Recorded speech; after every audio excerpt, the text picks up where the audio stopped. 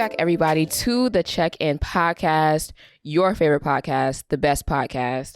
My name is Cameron Billette, and as you guys can see, Ian's not with us today, but we just want to welcome you to the Check-In Podcast, a podcast geared towards young adults and late teens, where we just give you our perspective on everything life, considering entertainment, pop culture, politics, music, and whatever else is going on in our world and that we feel like we should talk about. Today we have guest Jordan Jackson. Hi guys. Yes, and we're so excited that Jordan is here to have a conversation with us today. And right after Jordan, introduces herself and tells us a little bit about herself, we're gonna jump right in. So, Jordan, welcome to the podcast. And let the audience get to know you just a little bit. Yeah, so thank you for having me. I'm Jordan Jackson, 26 years old. Currently work as a social media coordinator for 2U Inc. I went to Andrews University, studied journalism and communication. So social media, everything under the sun, production, television, broadcasting. That's kind of my niche. Okay. So you guys can see, like, me and Jordan just have a little bit, well, a lot of it in common. But Jordan, you're a fan of the show, so you obviously know how this goes. Yes. And since you're our guest, we're going to ask you first, if you could use one word to describe your week so far, what would that word be? Okay, I would have to say exciting. Okay. Because I kind of started this week off on a high, like got back from New York, hanging out with some friends. But work-wise, things are going so well. Like I've been training a new hire, kind of just teaching her the ropes. And it was like a full circle moment for me because, we're going into year 2 of my job, and not that I didn't know what I was doing, but I wasn't fully aware that I actually am like, wait, no, I got this. I got the hang of this. Like explaining everything to her, I'm like, oh my God, I didn't know I knew that. Right. So that has been so great. I also have another opportunity. Can't say too much about it just yet, but maybe one day I can come back and update you guys. But it's going super well, and it's like kind of in the realm of me taking the lead on another social media project. So I'm really excited about that. Planning some trips that I'm looking forward to. Yeah. So just overall exciting. It's been a great week. That's good. That's good to hear. It's been a great week and great weather. Even yesterday, even though it rained, like we needed that a little bit. 'Cause it's been hot. Yes, too hot. Yeah, it has been. But I'm glad you had such a good week and it started out so well. That's everybody's goal. Yeah. So I'm glad that happened to you. I'm hoping to get like you next week when I finally finish my classes and get started. But for this week, I would have to say my word is like completely exhausted. You guys out there, you guys know I'm always doing a lot between summer classes, working, multiple jobs, and trying to do this podcast as well. I've been spreading myself a little thin, but I can see the light at the end of the tunnel. So we're almost there. So hopefully next week, my word will be exciting. Yes. But this week it's definitely exhausted. But so you mentioned that you went to Andrews University. Yes. For undergrad. Did you go to grad school? No, I haven't. I'm in the process of trying to go back. I actually, through my job, have tuition reimbursement. So it's just a matter of me applying and then getting in, and then they're covering it. So yeah. That's good. So you haven't gone to graduate school yet, but how was undergrad for you? Like, what did you study? Were you anxious before going? All that stuff. So studied journalism and communications. Wasn't too anxious. I was actually really excited to get out of the house. Nothing against my parents. But it was just, everybody's kind of first moment just being away from home. And I wasn't going like 1 to 2 hours. It was 10 hours away. So I was like really excited to just be on my own and navigate life. So I was ready. I was ready to go. And what was the other question actually? What did you study? Yeah, journalism and communications. I kind of always knew that that's what I wanted to do. Not necessarily the communications part. Someone actually advised me on that after I got there. But since I can remember, like I have stacks of like journals and diaries from when I was little. And I would just like always kind of go back and recount the day and just like what happened. Very vivid description. So I knew that journalism or some type of, broadcast journalism was what I wanted to do. But then when I got to school and I started learning that there's so many different avenues, there's things you can pair with journalism. So communications, social media, film, it is endless. So that's why I decided to also minor in communications. Okay, so you major in journalism and minor in communications. Okay. Do you have to have a minor at Andrews, or? You don't have to have a minor, but I just thought it made sense and that it would kind of open a little bit more doors for me, because at the time, a lot of people didn't really believe in journalism. People kept telling me it was a dying trade. You're not going to get a job. Newspaper, print, they don't do print anymore. Although people weren't realizing that journalism was just transitioning more into a digital age. And so, I mean, I'm fine. I have a job. So, yeah, I'm glad I kind of didn't really listen to those people, because it was do a lot of projecting. A lot of people were like, don't do it. Oh, why? Why would you do this? You're going to have such a hard time. And I'm like, no. I was like, that's life. I think all young people who come out of college, it's always going to be an adjustment, because requirements for jobs are always going to change. Always.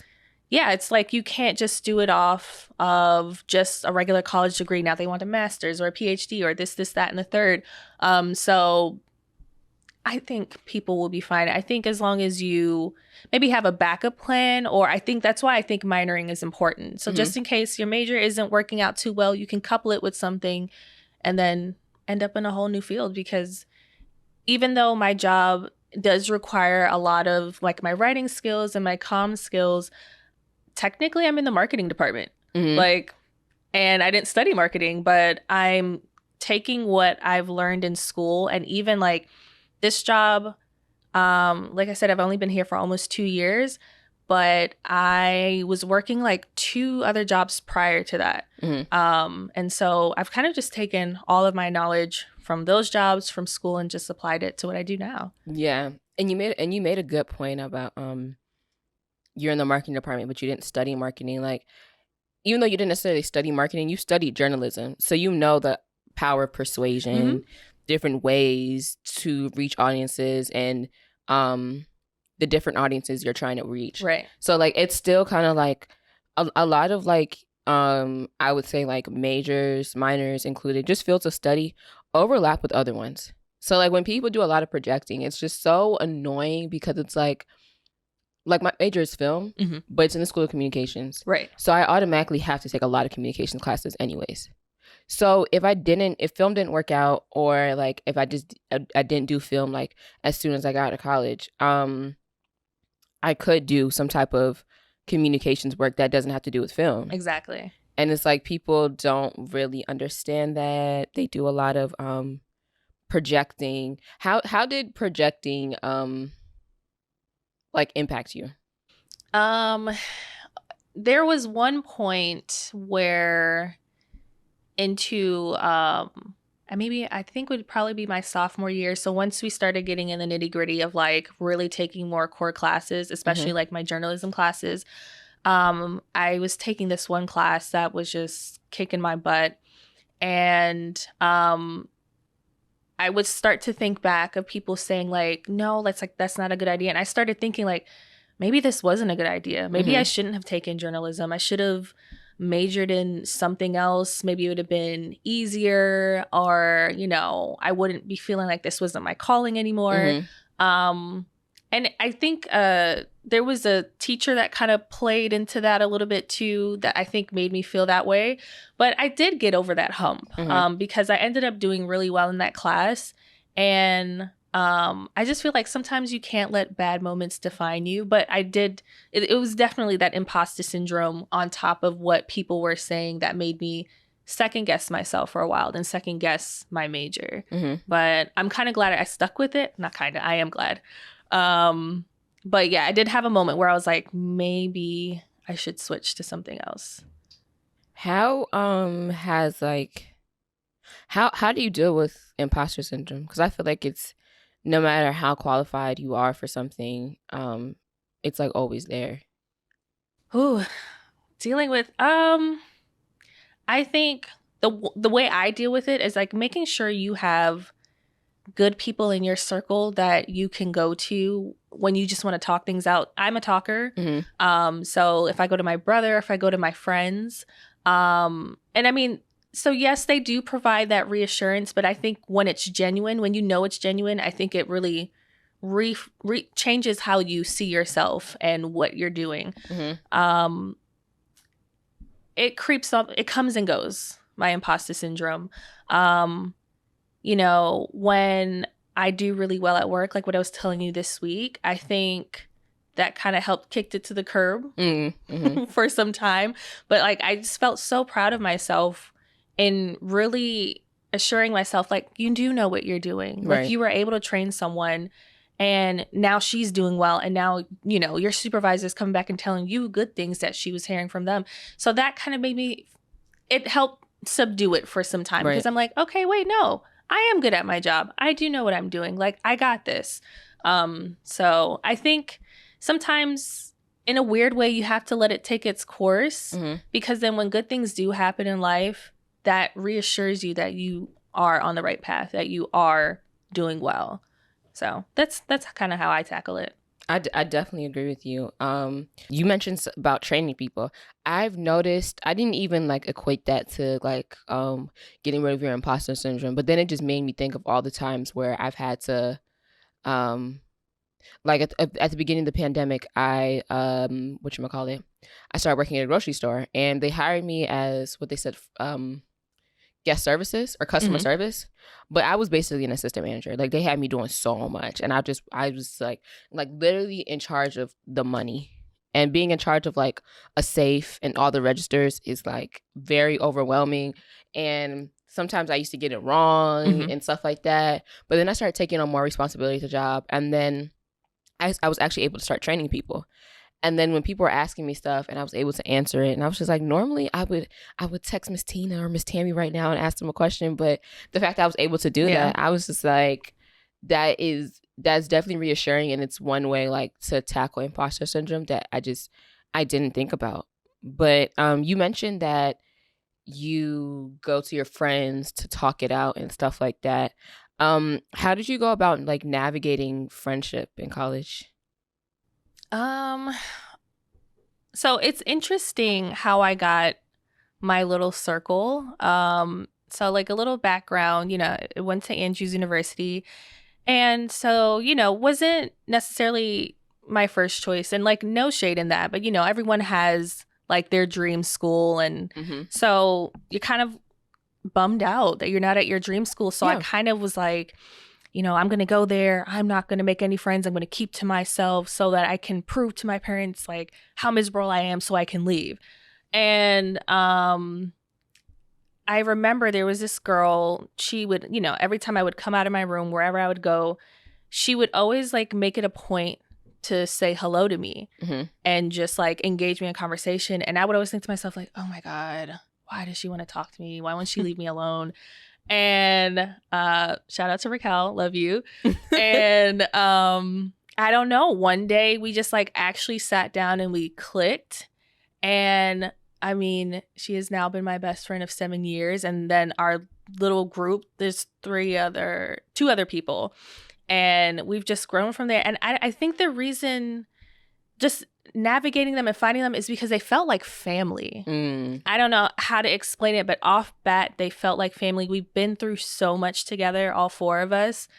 And so I think that, and like not to get too spiritual, but like God really, I think, leads certain people into your life. And maybe that's what it was, because I mean, I'm telling you, I knew immediately with her, with Bethany, with Tia,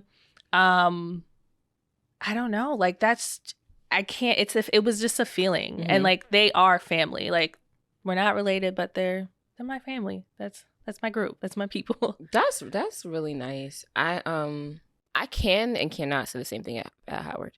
Like at Howard, I definitely know that I met at least like 2 really good people that like I just want to keep in contact with, even though we don't talk every day. And part of that has to do with definitely with the pandemic, like having to like just starting to like build like the strength in your friendship, and then it like being taken away from you, and then distance being put right in the middle of it, right? As the friendship is starting to get strong, is definitely hard. But at Howard, I didn't think I was gonna be miserable there. I was just all like, thank God I'm not going to Oakwood. No shade to Oakwood, but me and Jordan were talking about this earlier. Like it's just some of the rules and regulations at Adventist colleges that are just a bit ridiculous, that I just was not.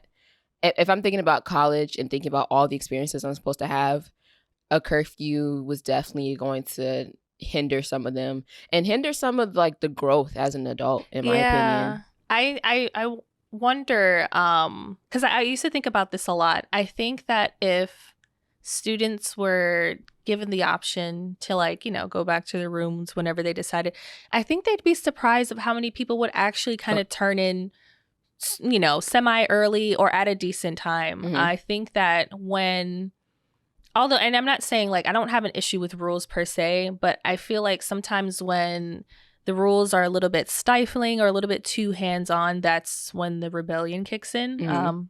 No, from experience, but I think that if they were a little bit more hands-off and maybe allowed us to make a little bit more decisions, you'd be surprised like a lot of good decisions that the students would actually make. Yeah, and most people aren't. I'm not saying most people, but a lot of people, like, you know, you kind of grow up kind of quickly in college. Yeah. So it's like, you know, that your 2 a.m. nights not doing no homework, just being out and about doing nothing, you know that's not going to work for you the entire time. No.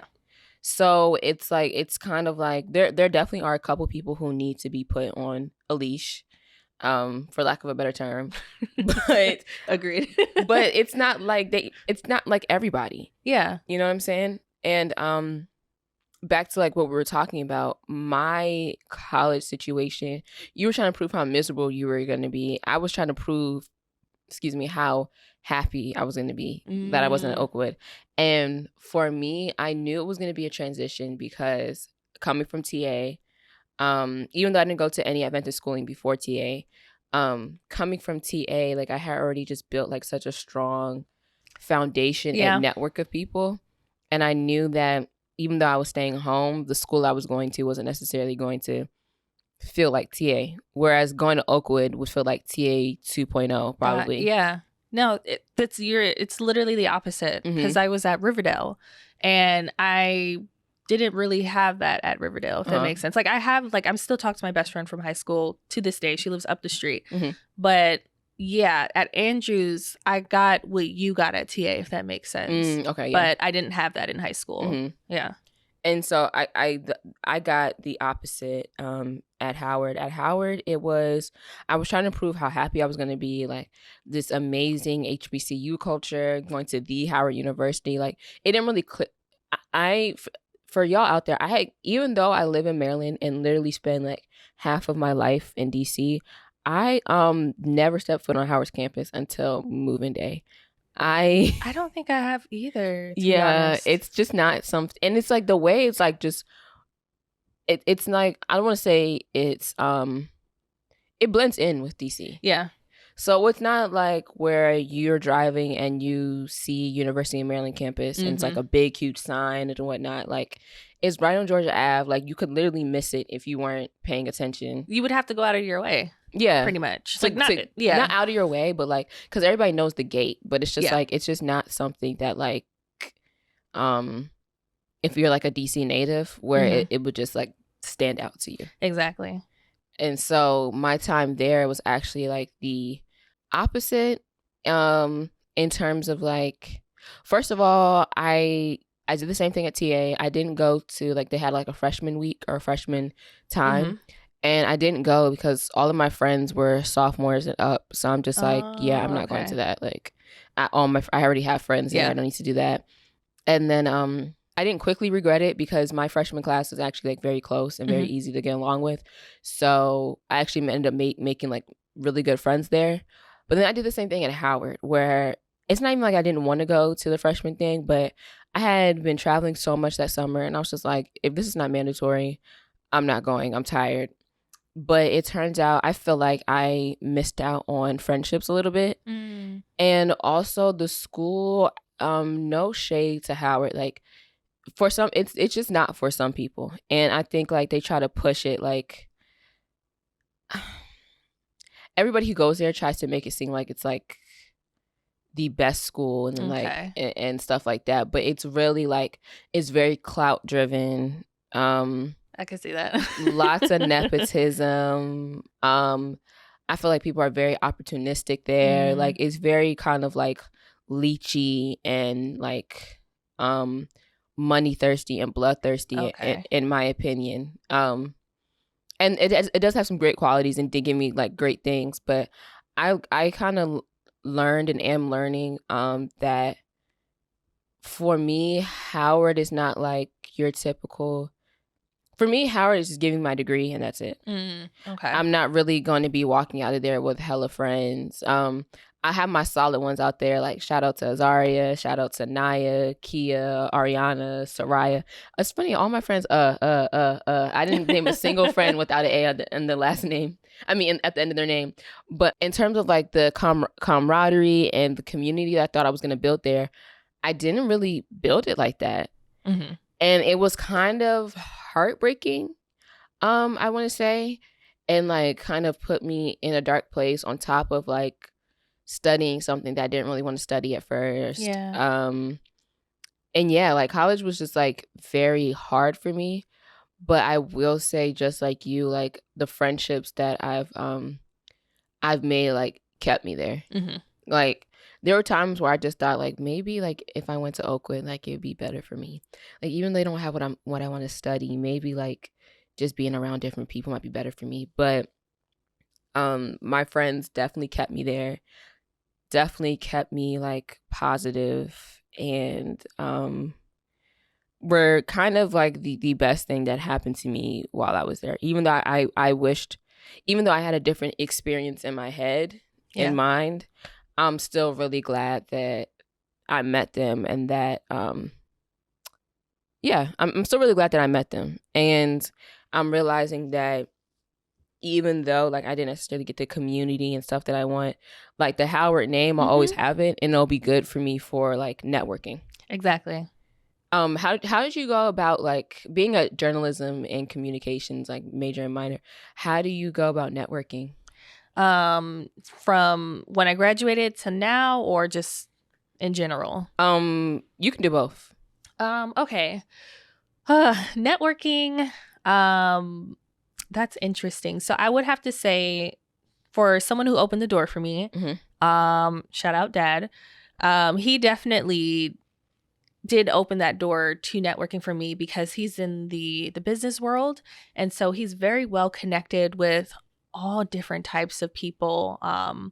And so he was definitely a major help for me. But also, I would have to say that I know this may sound weird, but LinkedIn is where it's at. I know like a lot of young people really aren't on there, but you'll be surprised at the opportunities that come your way because of LinkedIn. That's how I got like one of my jobs out of college.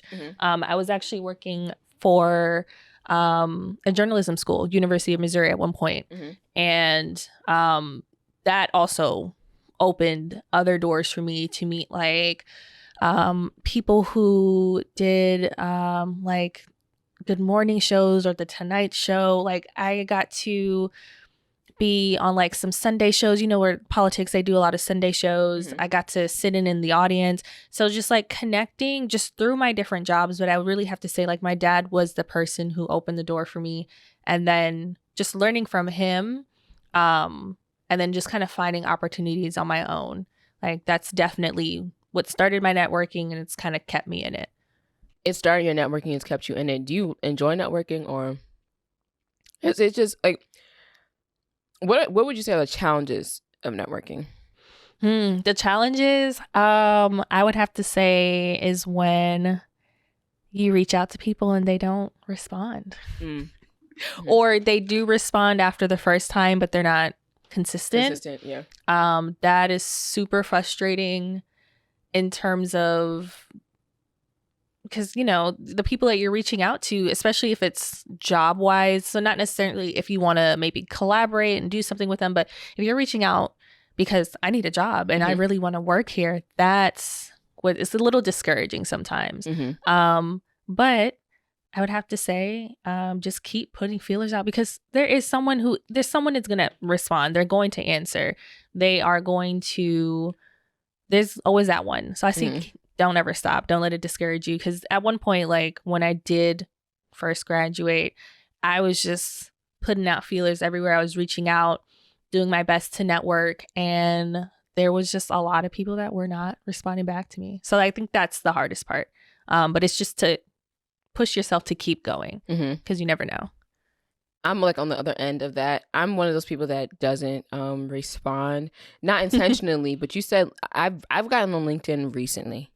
Like I've always had a LinkedIn account, but in terms of being consistent on it, just recently, because I just never like it.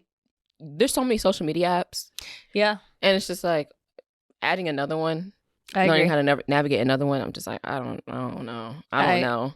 Yeah. I agree with that wholeheartedly. The only reason, I'd be honest, the only reason I have a LinkedIn account is because I think back in college, it was some type of project that we had to do. And so one of the requirements was to create a LinkedIn page. So it had just been floating around for a while. And then I came home and someone mentored me, and, you know, I went and took professional headshots, and then I need some of those. Yeah. And she was just helping me to just be more active. So yeah, I mean, I check it every once in a while. I'm not on it a lot because a lot of the people in my inbox are, you know, like giving job offers, but I don't need a job right now at the moment. But I do know that if there's ever a point in time where, you know, something happens and I lose my job, I know that I can use LinkedIn as like a resource tool. I even was sharing that just with my brother and just telling him, I'm like, you need to get your LinkedIn page up and running, because you don't know who is out there looking for you. So yeah, that's very true. You don't know who's looking for you. And same thing like with this podcast. Like for me, like of course I want people to watch it, but I just be surprised at like who watches it, who sends me a message, like who says they enjoy it. I'm like, oh wow, like I didn't even know you were looking at it, and it kind of helps me keep going. You know what I mean? But and it does help me network a little bit. Like most of the people that I have on the podcast, I know that they'll probably be on again, or I'll be invited to come onto one of their projects or something like that. Like most of the relationships I build with this podcast are kind of lasting, but I think it's hard networking when you don't want to come off necessarily as an opportunist. Okay. Like, give me an example. Like, you don't want to come off as like, you only want somebody to do something for you, or like you're only reaching out because like I need you to do something for me. And some people are not like inclined to do that, especially like when you don't even ask them how their day is, something like that. And also like networking for me, I'm still navigating networking, but sometimes like I don't know what relationships to like keep strictly business and what relationships to keep like more friendly and more laid back, if that makes sense. Because I feel like you just need different types. You'll definitely have to like fill out people, but some people like are meant to be like business and like friends, or like business and like colleagues and associates and stuff like that. So I think for me that's been like the challenge of networking, like deciphering like what is, because and sometimes you do need to just get down to business, and people understand that. But for me with networking, it's always hard to figure out like, okay, like should I just ask this person for help? Should I try and be friends with them first? Like, is this my motive? You know, all that kind of stuff. Yeah, that's always been, yeah, I know exactly what you're talking about. And I think sometimes you just got to go for it. Mm-hmm. However, I do believe that when you are approaching someone, I try my best to, say hi, hello, like, how are you doing? Did I do that with you? I hope I did. Yes. And just make it apparent that, there is something like I do want to work with you, but I also do. I know you're a human being. I care about you. I'm not going to just address you as someone who can just give me something and Mm-hmm. bounce. For example, Nora Blake Smith. Mm-hmm. I guess you could kind of like in a weird way. Yeah, we grew up together. Like we went to school together, but we haven't really seen each other much since that. And we ended up going to different high schools and different colleges. But whenever I do see her, we, do say hello. But Nora has been someone who, because we're both in the same field. Mm-hmm. And I remember when I was applying to the job that I have now, and one of the things that we had to do was like create like this mock proposal / content calendar, like basically this whole idea of how we were going to, create like this social channel and content and all that stuff structured around it. And I had an idea of what I wanted to do, but I felt like I needed another eye in the field to kind of just see what I was doing and saying like, okay, yeah, you're on the right track. Because my mom's a nurse. My dad is a business consultant. Mm-hmm. So I started thinking, I was like, who is in my field that I could reach out to for help? And I thought of her. Mm-hmm. And so I reached out to her and she was such a big help. And I think the important thing too was after I got the job, I remembered to go back and I told her I got the job and I said, thank you for your help. Mm-hmm. So like I followed up with her, Right. but no, she was definitely like a big help to me. And just like being my extra set of eyes, making me feel a little bit comfortable in what I was doing and then going for it. Mm-hmm. So Mm-hmm. That's my mother always tells me to write a thank you note to everyone that I work with. It's not always a handwritten note, even though she preferred it like that. yeah. But it's still a message of just like gratitude for sure. And I think that's one of the ways you can keep it from being like opportunistic. Yeah. Is if like you show gratitude for their time, for their expertise, yeah, and just their information that they can give.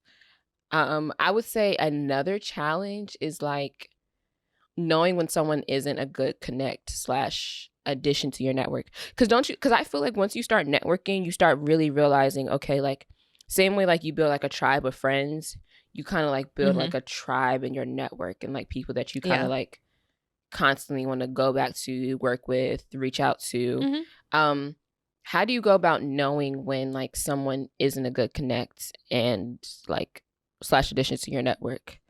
I would have to say when a lot of your ideas and like just strategies for getting work done, when that does not align, then you might have to sit back and say, okay, is this person really going to help me get to where I need to be, or are they kind of hindering me?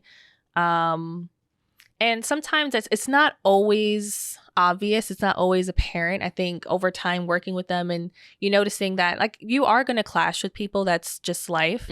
But when you really feel like none of what you guys are both bringing to the table is aligning with each other's, I think that's when you just have to kind of part ways. In terms of how I've never had to really part ways with anyone per se, not yet that I know of, but tackling that's going to be interesting. I don't know if we kind of just like let it fade, like let the communication fade, or just say like I personally, my dad would probably do something very professional in terms, he would say maybe, thank you for working with me, but I think at this time, I think, we both have two different viewpoints and I think we should just like part ways. But yeah, I think it's not always apparent, but I think when it gets to that point, I think addressing it then and there, before it just gets to a point where things just get a little complicated.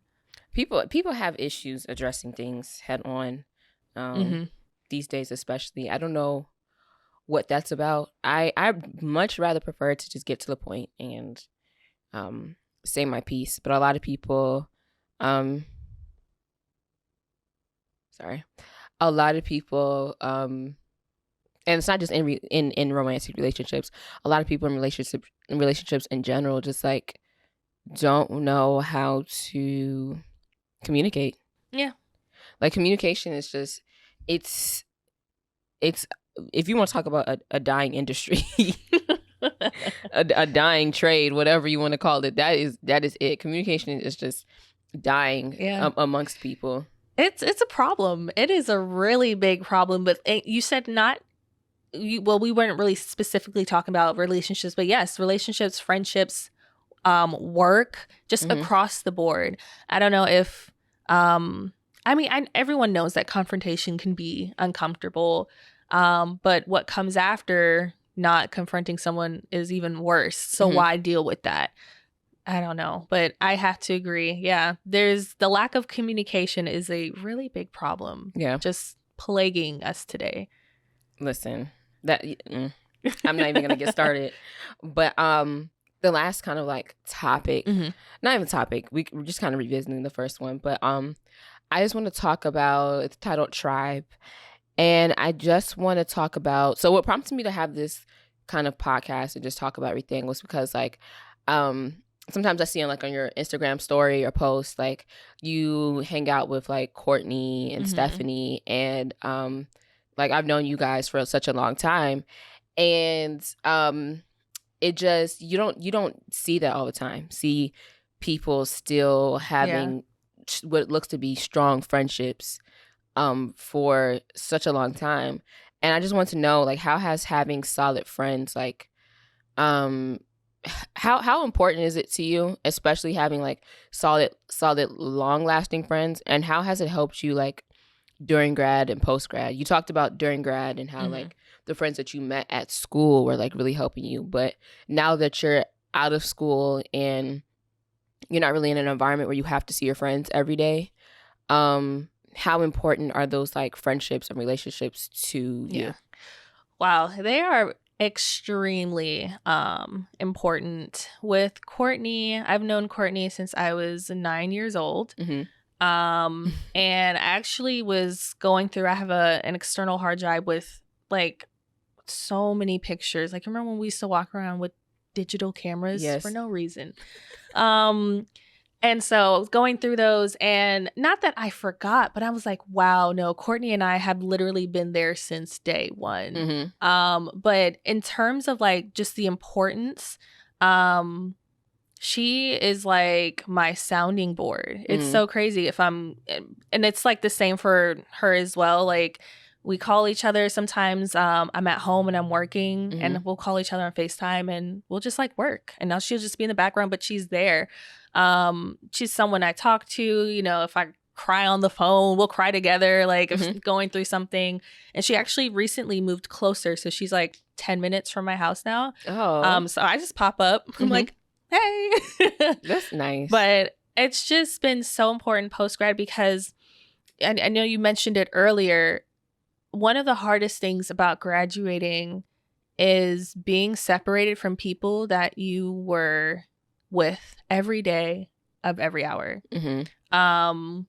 That took a toll on me when I got home. I didn't realize it, but it was so weird to walk out of my room and my friend, I couldn't walk into another room and she's sitting right there. Or we couldn't just say, let's go eat dinner together. Let's go to the caf. Let's go to the mall. Like that was so weird for me. And like coming home and it being like Courtney and I never fell off. And I mean, like we were also spending summers together too. But I mean, I was gone like for a whole chunk out of the year. So like her being there, post grad, it helped me. It was just amazing. But I don't know, when friendships feel like family, those I think are the most important. And she's also another person that feels like family too. I definitely agree with you. For me, it wasn't like college, but it was definitely high school because I saw my high school friends so much because like my high school friends, my close ones, we did like almost all the same activities. Yeah. So we did cheerleading, we did choir, we did took most of the same AP classes. And yeah, we just did so much together, and we spent so much time out of the year, especially when we were getting ready for like the World Choir Games our senior year. Yeah. It was just like, okay, I see you throughout the week, and then I see you in the weekends for performances and rehearsals, and then I'm seeing you the entire summer for performances and rehearsals and more performances and more rehearsals. And I got to college, and I kept telling myself, mentally preparing myself, this is not going to be like TA. It's not going to be like TA. But then when I got there, it was just really, really bad for me. Like, it was just like, it's like the school is just so much bigger. I don't know people. People don't even seem like they want to be friends. Because at Howard, the culture, I said this before, it's so weird. Like, people are very, it's clout driven. People are very individualistic. Like, the way they talk online is not the way, like, people act. It's so crazy, honestly, seeing people have so much to say online, so much personality, and then you meet them in person or you see them in person, and it's like, nothing. Who is this? Yeah. Like, this is not the person that is in my close friends on my Instagram story. Like, you know, and I think I had like a false sense of reality when it came to friendships. In college, even though like I said, I still met some great and amazing people. But for me, the transition to college and not having the support of my high school friends was like really hard. And I don't know how it was for them, but just from the looks of it, it just seemed like everybody was like moving on in a good way. And I'm just sitting here stuck trying to figure out, like, this is just not working out for me. That's how I was feeling. You mentioned that having those lifelong friends was like very important to you. How would you say like so friends are like one part of your tribe. How would you say like having the rest of the village was for you in terms of like your parents, your church community, even your brother, all that stuff? Oh yeah, definitely. My family, my mom, my dad, my brother, and I, very, very close. It has always been like that. After, we left New York in 2004, and so we were leaving a lot of just family and close friends that at one point I thought they were my cousins. Didn't know they were just close family friends. Leaving them behind and coming to a place where we didn't have that anymore, I think helped or made us cling together and made me appreciate my immediate family a lot. It was transitioning was hard. I was 9 when we left New York. And so a lot of people like to say that I'm not a real New Yorker, but in my heart I am. People be trying to say lots of things. Right. And I popped in and out. I was back and forth for some time. So they got to let me have it. Yeah. But yeah, I'm telling you, that is really what made me appreciate my immediate family. So I was really content with doing a lot of things where it was just us. And so I think, that's like another really big part of the tribe. I think that's what has helped me to become the person who I am today. I know that I do say that I talk to my friends a lot. I talk to my brother a lot, but I do talk to my parents. My parents, for just any type of advice. I mean, they literally have seen it all. So whether it's financial advice, whether it's work advice, even relationships, like I do go to them. They have yet to steer me wrong. So I'm going to continue to trust them. But yeah, definitely. I think that big move at such a young age and really just having us is like, that's a big deal. That's why I'm like, family is like a big deal to me. I should probably end up in a Fast and Furious movie. Like, family over everything. The Fast and Furious jokes are so funny. Like, I don't care how quote unquote bad these movies get. Like, I'm always gonna watch them. Like, I love watching Fast and Furious. I haven't seen the latest one yet. I want to. But at this point, Latest one was crazy. I feel like I've seen it because of Twitter. Mm-hmm. But yeah, the jokes are killing me. Oh my God. They're so funny, but like I definitely relate to them. I'm like, Yeah. bro, I'm like, if we had to get down, it was about my family, I'd be able to do it. Like, it's about my family. I definitely going to Howard was, I feel like, while I love the opportunities that I got there, Mhm. love the Same. professors, it was a little too close. I think it being so close to home was also something that I don't want to say held me back, Mm-hmm. but like I feel like had I been moved further away, I might have tried a little harder to make friends, or I might have like, yeah. you know, like your environment kind of forces you to work a certain way. Yeah. So I feel like, not to say that I didn't try, but I might have tried something different, or I might have gone about things differently, in order to, you know, build my community at school, because like, my family is like also very close, and yeah, we're just very close. So like moving out of the house from seeing them every day, joking with them every day, like I would be on FaceTime with my brother like every other day, and he's younger than me, and he, you know, he has his own life too, but like even just living on campus, 45 minutes away, I was still just really like, it was still just a big adjustment to not seeing them every day. And it would get to a point where my mother would, or my father would bring me groceries, because like they literally both work 10 minutes away from the school. Oh, wow. Literally. So it's not even like I am out of arm's reach for them, but still like missing them, but trying to like grow up and form my own independence, because I know I can't have them forever, even though like it's hard to imagine that you won't be around somebody forever. Yeah. Or that they won't be there forever. Like you try not to think about it, but it's just like, I think of you as being here forever. Same. It's really hard to fathom. Do you ever have those moments like you're just in bed and you'll think about like, oh my gosh, you know, one day they won't be here, and you like tear up a little bit, and I'm like, this is so crazy. Like I hate that it one day might, you know, get to that point. I really hope it doesn't, but it will. But yeah, no, I definitely have to yeah, that was the same thing for me. When I left, I literally was on the phone with my mom every day, like 3 times a day. Owen came 2 years later, but I was still calling him. To Andrews? Yeah. Okay. Because I got him by 2 years. And same thing with my dad. I talked to my dad like all the time. I don't think there was a day that I did not speak to my family. And then when I would hear my friends say like, yeah, I haven't talked to my mom in like a week. And I'm like, what? Like, there's just no way I could not talk to my mom for a week. I mean, maybe a day or two. Maybe a day or two. But even that was still a lot. She would still call and I would pick up, or vice versa. A week? That's crazy. No. People don't understand.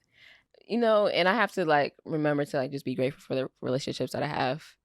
Like even like it sounds crazy to us, but some people just don't have that relationship with their family. So I have to be like very grateful that I have such a close relationship with them. Yeah. And feel like I can talk to them. But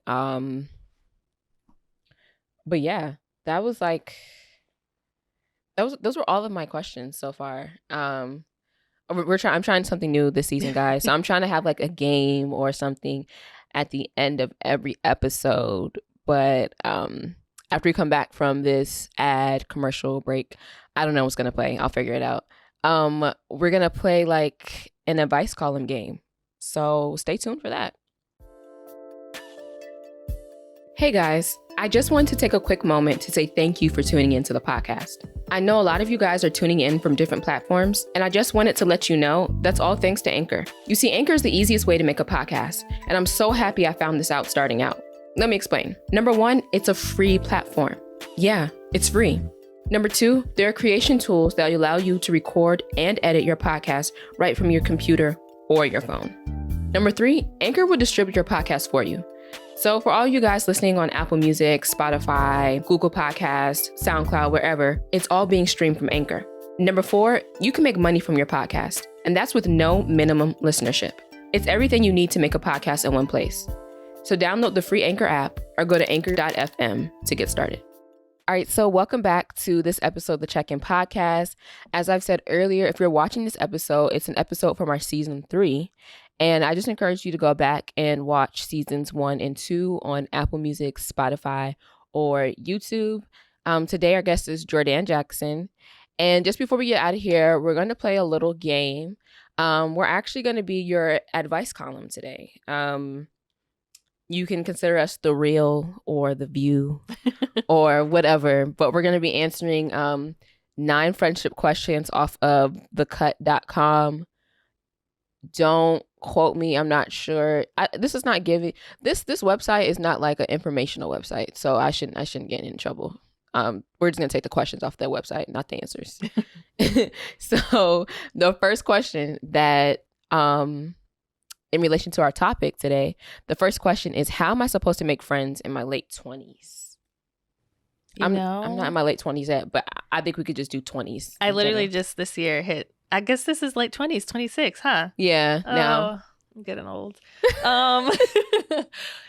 That's literally something that I'm trying to navigate right now. Mm-hmm. So there's so many different avenues. I'll give an example.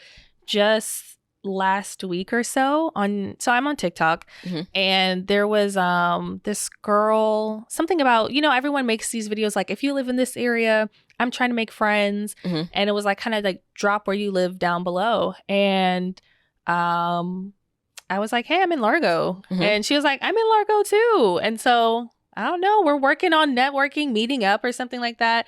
And I'm trying to see, like, through her, maybe I can meet other people. I'm signing up for all different types of things, like events that are going on in DC, because I really just want to make friends. Mm-hmm. And it's the same thing. I know New York is a little different, but I pop in and out of there a lot. Like, told you, I'm going to be there back at the end of the month, and I'm going to this event there too. Mm-hmm. So I'm trying to just be really friendly and, get people's socials. Like, I'm just trying to make friends. New friends, if that makes sense. Mm-hmm. Not trying to replace my old ones, but I just feel like I need more friends because, like, I only have Courtney, Brianna, and Stephanie and Alexis here in Maryland. And then my friends are literally scattered between Texas, Indiana, New York, mm-hmm. and it's a wrap. So, like, yeah. we see each other, but like once or twice for the year. Mm-hmm. So yeah, I'm trying to work it out, but that's kind of like what I'm doing. I'm just putting myself out there, if that makes sense. Yes, I don't really have much to add on that. Put yourself out there, I would say, in like in a respectful way. Like, hey, like, I kind of, for me, if I were to do it on Twitter, I haven't done it on Twitter yet, but like, I'd be like, hey, like, like, your tweets are kind of funny. Like, I feel like you have a really great personality. Mm-hmm. I'm looking to make friends. Like, if you want, like, would you be down to like meet up and grab something to eat or whatever? And yeah, I'm all for putting myself out there more now than I was earlier. Let's see. So the next question is, why did my friends ditch me? Ooh, do you want to tackle that one, or I could go? Yeah, I can take that one, and I'll jump in. Why did my friends ditch me? I honestly have had friends ditch me. And one, like, some in some cases, like, it's ditching, but it's not really on your behalf. Like, at the same time, like, the more you have going on in your life, the more distance that is between you and your friends. Like, you don't really know everything that they're going through, even if you ask. And so a lot of times, like, your friends aren't ditching you, but they're just dealing with their own life and their own personal things. Other times, like, we talked about communication in this episode. Some friends, you guys really just grow apart, and you may not think that you're growing apart, but your other friend might feel a certain way, and instead of like talking to you about it and telling you, they might just ditch you. And that's in no way like, appropriate. That's definitely bad communication on their part. But again, it's not really you, it's them. And I would say not to focus on the friends that ditch you, but the friends that keep you in mind and keep you close to their heart. I would say. I agree. Yeah. Let's see. Ooh, it's kind of the same one, but how do I deal with losing friends? I I guess in a way, I wouldn't say that we lost each other because, like, we'll still say things here and there, but we are definitely not as close as we used to be. And I was a little upset about it in the beginning. I don't want to go into detail because they'll know who they are. But some things happened and like nothing bad happened, but I could definitely tell that they were pulling away and there were just things that I wasn't like included in anymore. And it really hurt my feelings because I was like, you're my day one. Right. And so I had to just take a step back. And when you take a step back and realize like, wait, we were actually drifting apart. A lot of our interests weren't the same, but we were like forcing it. And I think it's okay to kind of just like let certain friendships fade. But I mean, like, I do like how we do still keep in contact. We'll say happy birthday. We might check in every once in a while. But I would have to say that I was a little like upset and hurt in the beginning, but I did get over it. And I kind of just like reevaluated and I was like, okay, you know what? Maybe this was for the best. So it's just life. That's really a really healthy way to think about it.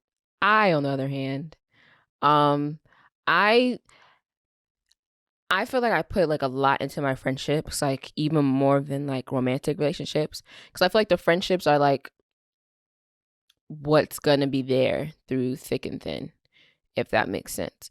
Like, of course, when you start getting into the realm of like finding a husband, like that needs to be like, or a wife or whatever, like a life partner. That needs to start being your focus because that's kind of like what's going to be with you for thick and thin.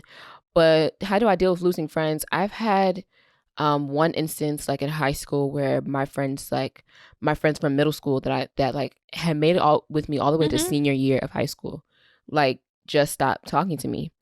And it doesn't hurt me as much today, but like it was just really crazy. Like, I don't like being ghosted. Yeah. And it's just like, you know, the internet tries to make you feel like you're crazy for being upset about being ghosted and nobody owes you an explanation and stuff like that. And it's just like, no, you guys are nuts, because that is like, that messes with you mentally, first of all, and makes you feel like something's wrong with you. Yep. And there might have been something wrong with you. There might have been something that you did, but you, for the life of you, can't figure it out. And so what I would have to say in like instances like that is like, it's okay to like grieve a friendship. Yeah. And I think you should take your time to grieve a friendship. If you feel like you've been wronged, you can either wait for an apology and wait till, you know, somebody reaches out to you. Or if this is something that you feel like you really want to preserve, like maybe you should do the reaching out. I'm not one to advocate for being the bigger person all the time.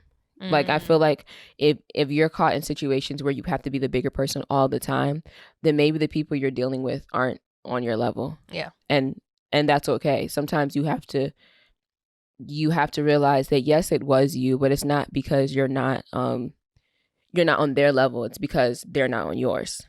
Agreed. Yeah. And then with like growing apart and people, I've noticed like some of my high school friends, like we all live in the same state, not too far from each other, but I just don't be included in certain things. And it's just like, at first I used to take it personally, but like now it's more so like I kind of just like distance myself. Like, you've kind of made it clear that whether intentional or not, you've kind of made it clear that I'm not really included in certain activities or thought of in that way anymore. And so I keep it cute. I'm not like, I'm not mean or anything, but I definitely like am not going to force it. You know what I'm saying? Yeah. And knowing that there's always better out there. Not to say that you're better than anybody else, but a better fit for you will always present itself, I feel like. Exactly. Yeah. I agree. This kind of goes into like our opportunistic kind of talk we were talking about in networking, all this stuff. Are my friends using me? Is the question. Wow.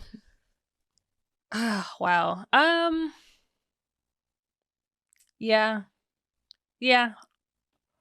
I had to think about it, but I was like, no, I've definitely been in that space. I didn't realize it in the beginning. I think that's always the case sometimes. Sometimes people are there are other people that are a lot more perceptive. I think my weakness, my kryptonite is like, I'm always like, let me see the best in people or the benefit of the doubt. I really need to stop doing that.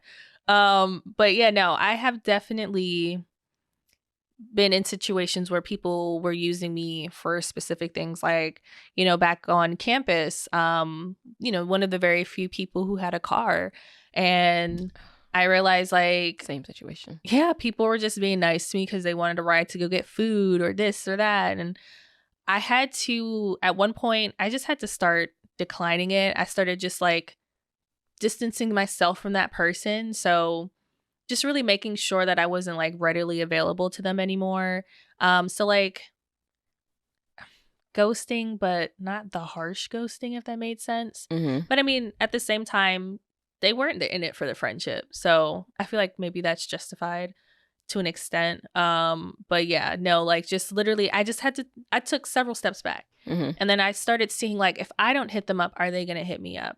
Like, I hate one-sided friendships. Like, Same. if I'm making all the work to like put together things for us to do or ideas for things for us to do, but then outside of that, I don't hear from you for like a week or a month. Right. What's the point?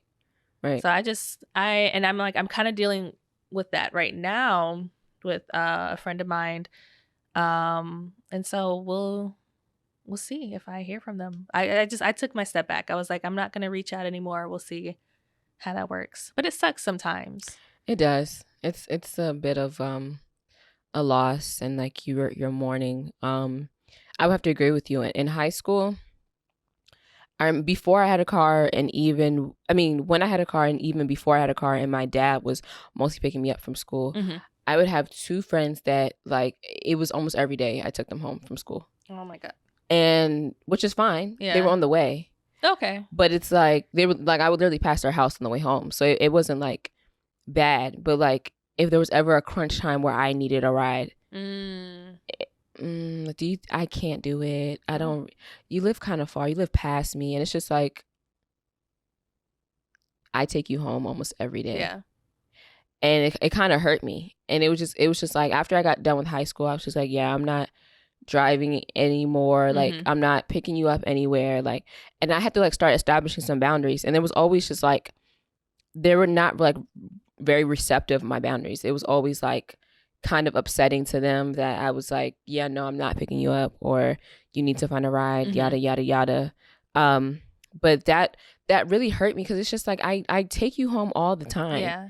And the one time that I need a ride or I need you to pick me up, like, this is not something that I ask you to do. Often, if ever. And you can't even do that. And so I couldn't really escape it. Did they at least offer gas money? No. Oh. Yeah.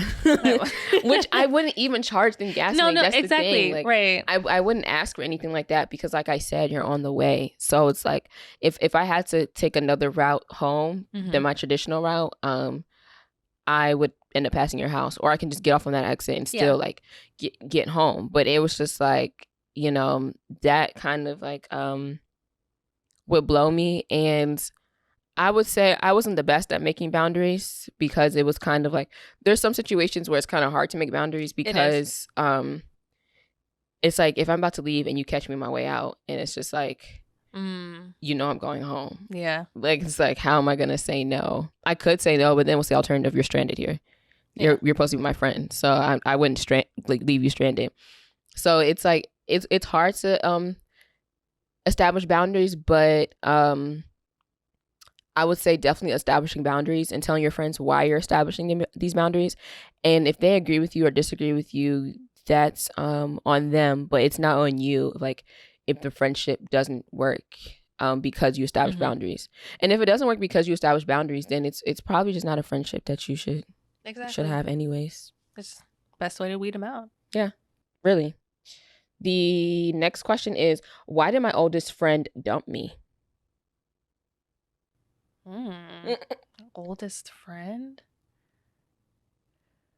There could be a number of things, to be honest. From what I've seen and what I've dealt with, it's literally just, it really could just be a change in how you view things. I had a friend of mine who, I feel like I am being interviewed, but I'm trying to like pick my words carefully. So, I'm grown. So, I go out, I drink from time to time. Nothing too crazy, but yeah, I noticed that that friend wasn't into that. And that is fine. There is no, I don't want anyone to ever feel uncomfortable. I don't believe like peer pressure. I'm not going to pressure anyone to do anything they don't want to do. But I think that bothered them that I did that. They never said anything to me though. But I did notice that because like the rest of our friend group did as well, but they didn't. So I don't know. Maybe that's probably why they started distancing themselves from me. And I mean, it was also other things. I think it really comes down to sometimes your views don't align anymore. It was different from when we were younger. When you're younger, you have a lot of the same viewpoints because you're still under the the rule of your parents or under the roof of your parents, and there's just certain things that you can't do yet, age specific. Not that like after I turned 21 I was like ready to break out or do whatever, but I really think that's what it boiled down to. And I mean, I get it, like that's okay. I wish they would have said something. Yeah, but it's all right. That's my biggest thing. Like I'm okay. Like I feel like I can handle communication. I'm okay. Like if you say like, I just don't think we're aligning anymore. If we have a conversation, but like the whole ditching me and ghosting me, like I just don't think people understand how much they can play in your mental and like how like unfair that is. Yeah. To treat your friends in that way. What was the question? Why did my oldest friend ditch me? Again, going back to communication, sometimes your friends like feel a certain way about you and they won't tell you, or they'll try to conceal it, whatever. And it's like you're thinking that the relationship is going fine, and they're in their head like, I can't wait to stop being friends with this person. And it's just like, if you don't know that, then how can that be on? It's not on you. Again, it's not on you. It's on them. They should have communicated that. Nobody reads minds. And if they, I believe in karma. So like, if they feel like, that was an appropriate way to handle something like that will probably end up happening to them. And I wouldn't say be happy in that, because I wouldn't wish like the feeling like of abandonment and stuff that I had on anyone. It was my dad. But hey, Dad. Bye. I wouldn't wish that feeling of abandonment or anything like that on anyone. But yeah, just they're ditching you. Sometimes you do have to take a look at yourself and be like, well, what kind of friend am I? Sometimes. And in all situations where my friends have left me, like I've done that. Like I've been like, okay, like I can see where I probably went wrong. Even if they didn't communicate something with me, I can see where I probably went wrong. Because I won't even say it was all on them. I can, I'll take some fault in it. I wouldn't say like what we, like how we didn't align. I wouldn't say like the things that she didn't agree with, we were doing all the time, because that was not the case. But we all could have been, I guess, a little bit more conscious, I guess. And they could have also been like, hey, can we do this instead? Like, can we, I don't know, like go for a boat ride? Something random. I wouldn't have mind input and suggestions and stuff like that. So definitely not all of them. But yes, I would probably take some fault to that. But again, it's life. Yeah. And if it was meant to be, it would have, they would have still been here. But if not, it's fine. Yeah. You'll get over it someday. Yeah. And just like properly taking your time with it, because like you're not supposed to get over something that you've had for 9 years. You're not supposed to just Yeah. get over it like that. I think that's another thing we kind of like fool ourselves into thinking we're like, if they don't want me, then I don't want them, and it doesn't matter. Exactly. Yeah. When like it's okay to be hurt. It is. It's okay to be hurt because that's something that's hurtful. We're human. Exactly. Exactly. The last question is not even a question. It's an exclamation. My friends keep dating my exes. See, that's a problem. That's a problem. I'm sorry. That's wild. It's a problem on so many levels. You need to reevaluate if you're having that issue, that person, first of all, they're not a friend. No. My friends and I, we have all dated different guys, and never once have I looked at my friend's guy and said, I find him attractive, or I think he's cute, or like I kind of like him. It has never been a thing. I think whenever my friend has dated someone, not that they become unattractive or that I do not look at them like that. I don't see them like that. And also too, when you date someone, and whether or not it has ended on a good note or a bad note, as a friend, why would you bring that person back into their lives? Like even if we want to just put the loyalty aspect aside, that is like my biggest thing. Why would you bring my ex back into my life as my friend? That's not okay. No. It's a problem. That is just not okay. The sentence says keeps dating my exes. If this has happened more than once, you need to drop that person. Because, okay, on top of being inconsiderate, disloyal, all of that, it's definitely giving like envious. Like your friend like wants what you have. Yeah. And don't get me wrong, envy, selfishness, all that stuff, those are all natural emotions. And it's okay to have them when you acknowledge them and stuff like that. But then when they start becoming actions, like when your emotions start turning into actions, I think that's when it's just like a conversation needs to be had. Keep dating my exes, girl. And then that also says a lot about your exes, because why are they so quick to date your friend? To date your ex. I mean, to date your friend. That's sickening. Oh no. I zero tolerance for that. I'm sorry. Mm-hmm. There's so many people in the world that it's just like, we don't have to recycle the same dude. We don't. Why would I just no. On that note, we're gonna end it with choose good friends. Choose good friends, loyal friends. And just know when a relationship has reached its expiration point. Some relationships have an expiration point of like fresh fruit, and some relationships have an expiration point of hot Cheetos, where you can eat them until 2 years after you buy them, literally. So yeah, that's all the advice we could give for y'all today. I might start doing something like this depending on how this goes. So if you ever would like advice on something, I might do it after every episode. I don't know. You can leave a question in the YouTube comments, or you can leave a question in our DMs, either on Twitter or Instagram at the Check-In Pod 1 on all 3 platforms: Twitter, Instagram, and YouTube. And you can find us on Apple Music and Spotify at the Check-In Podcast. Jordan, would you like to say anything to the audience before we get out of here? Plug yourself, anything. I agree. Choose your friends wisely, because like we were saying earlier, these people are going to become part of your tribe.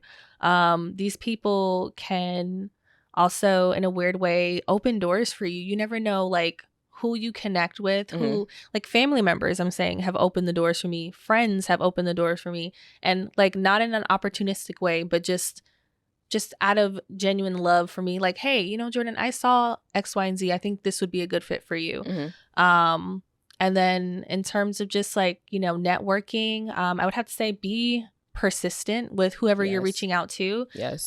Persistent, consistent, professional. Put consistent, professional. I like that. Yeah, put your best foot forward. Because again, you never know who's watching. And that goes for on social media as well. I'm not saying you can't have fun on social media, but just saying, because that is a big thing. Employers are checking your socials. Because I mean, when I was applying, they looked me up. Yeah. They told me, and I was like, oh, okay, well, I have nothing to hide. But right. But yeah, that's pretty much it. But with all those things, y'all, we got this. Young millennials out here, we're figuring it out. We're paving our way, but we're gonna get there in due time. We are. I definitely agree. Jordan, I want to say thank you for being on the podcast episode today. Yes, of course. And thank you for having me. I'm so glad. I was really excited. Oh, I'm so glad. I love having people on the show. And I love people who like to talk, start just seeing the growth from season 1 to season 3. You guys will be able to see, especially like our more like for day one viewers will get to see. But I'm really excited that you came. As always, anybody who comes on the podcast has an opportunity to come again. I will be back. Okay. Yes. You heard it here first. Jordan Jackson will be back. Like I said, you guys, remember to like, comment, and subscribe if you liked this episode. And again, this is a episode from season 3. So go catch up on seasons 1 and 2 on Spotify, Apple Music, and YouTube. And if you like today's episode or any episode, don't forget to share it with your friends. Remember to always lead with light and love, and we'll see you next week. All right, bye. Bye.